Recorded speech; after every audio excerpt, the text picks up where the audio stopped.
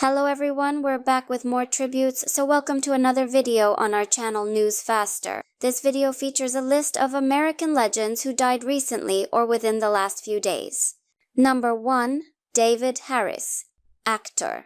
David Harris, who played Cochise in the 1979 cult film The Warriors, passed away. His age was 75. Following a fight with cancer, Harris passed away at his New York City home on Friday, according to his daughter Davina Harris, who spoke to the New York Times. Harris portrayed Cochise in The Warriors, a crucial part of the group that wore the same red vest. The Walter Hill-directed movie, which is based on the same titled 1965 novel by Saul Urich, centers on a gang in New York City who decide to go to Coney Island from the Bronx after being falsely accused of murder. The distinctive fashion choices of Harris's character, Cochise, who wore a large turquoise necklace and a headband as a symbol of disobedience, distinguished him from the rest. Despite receiving negative reviews at its initial release, The Warriors went on to become a cult favorite. In a 2019 interview with Adamic Radio, Harris stated, "We thought it was a little film that would run its little run and go, and nobody would ever talk about it again. I visited Tokyo, the Philippines, and Hong Kong," he continued. "I've acted in several films, but when I step off the aircraft, people say, 'It's the guy from The Warriors.'" Harris worked on a number of movies from the 1980s to the 2000s, including Boo Baker, 1980, Quicksilver, 1980, A Soldier's Story, 1984, Fatal Beauty, 1987, and James White, 2015. Additionally, he made appearances on television programs such as Law and Order Special Victims Unit, ER, NYPD Blue, Mike Hammer, Private Eye, and others. He played Haywood Patterson in the 1976 Emmy-nominated television film Judge Horton and the Scottsboro Boys, which was his breakout effort. He was chosen for the drama Secret Service, which starred John Lithgow and Meryl Streep the following year. Harris was born on June 18, 1949, in New York City. One of his English teachers at the High School of Performing Arts suggested that he enroll in the acting department. In a 2022 interview with The Claws Corner, he declared, "I fell in love with it. You know what? I believe this is my niche," I said.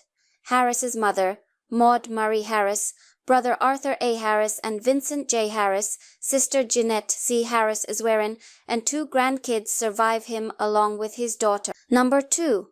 Mimi Hines. In the original Broadway production of Funny Girl, Mimi Hines, the charming Canadian-born actress, singer, and comic who replaced Barbra Streisand as Fanny Brice, passed away. She was 91. Mark Sendroff, Hines's friend and lawyer, told The Hollywood Reporter that Hines passed away at her Las Vegas home on Monday from natural causes. From 1954 until their divorce in 1972, Hines was married to the late actor-comic Phil Ford. Together, they had a successful nightclub act that appeared on talk shows and variety shows, including Jack Parr's The Tonight Show. From December 1965 to the show's last showing in July 1967, Hines played the lead in Funny Girl, her Broadway debut. She claimed she wasn't anxious when she was hired by the New York Times, which called her a mischievous sprite. She stated, "It's always easier to follow a good actress than a bad one. Miss Streisand is amazing. And Funny Girl has such a strong sense of success that it makes me feel shielded. Check out her rendition of Funny Girl's The Music That Makes Me Dance here." Following that, Hines starred in Hello Dolly, The Prisoner of Second Avenue, and I Do, touring companies, and in such shows as Sugar Babies, No, Nanette, The Unsinkable Molly Brown, The Pajama Game, Anything Goes, and Never Too Late, and she played Rydell, High Teacher Miss Lynch in Tommy Tune's Grease Revival, which ran from 1994 to 1998. Hines began performing in clubs at the age of 12 after being born in Vancouver on July 17, 1933. She met Ford in 1952 while traveling as a singer at a club in Anchorage, Alaska called The Last Chance. 2 years later, they were married and started a band that performed around the United States and Europe. When the duo first appeared on The Tonight Show in August 1958, they made a big impression. She sang Till There Was You from The Music Man, and they frequently performed for Parr. They soon appeared on Johnny Carson's Tonight Show, The Hollywood Palace, The Ed Sullivan Show, The Merv Griffin Show, and The Gary Moore Show.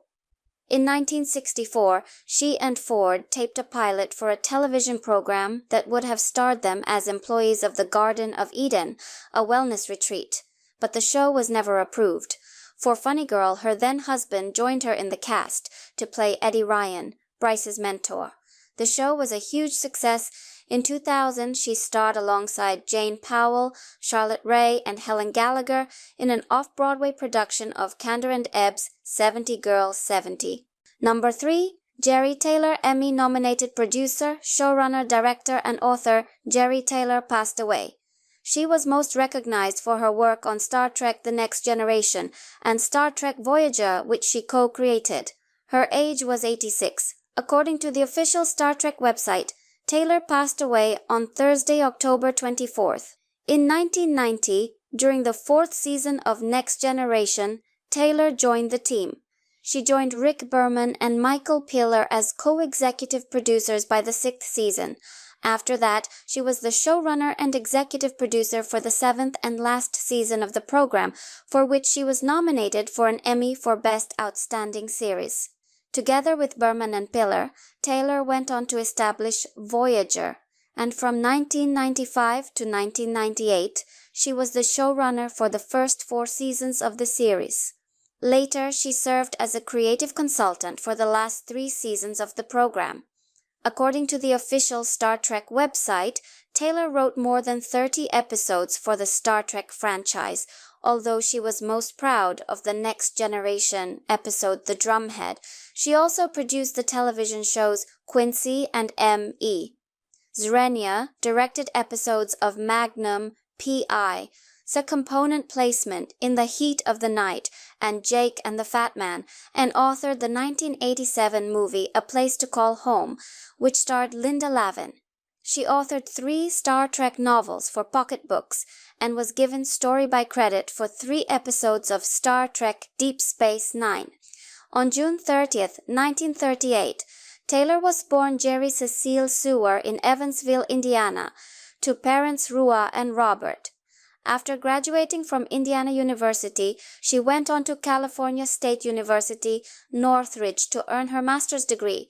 Brannon Braga, who succeeded Taylor as Voyager showrunner, honored her on Instagram by posting, "Jeri Taylor passed away."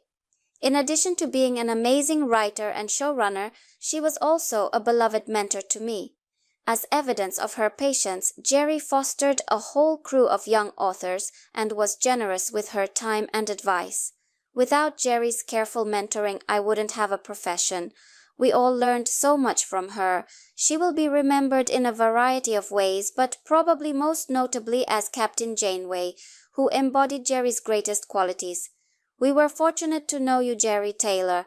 Playing the Doctor in Star Trek Voyager," Robert Picardo wrote on X. "What a great person to work with." The core of @Star Trek number Voyager's revolutionary number, Captain Janeway character was Jeri Taylor. She will be missed. I send my sympathies to her family.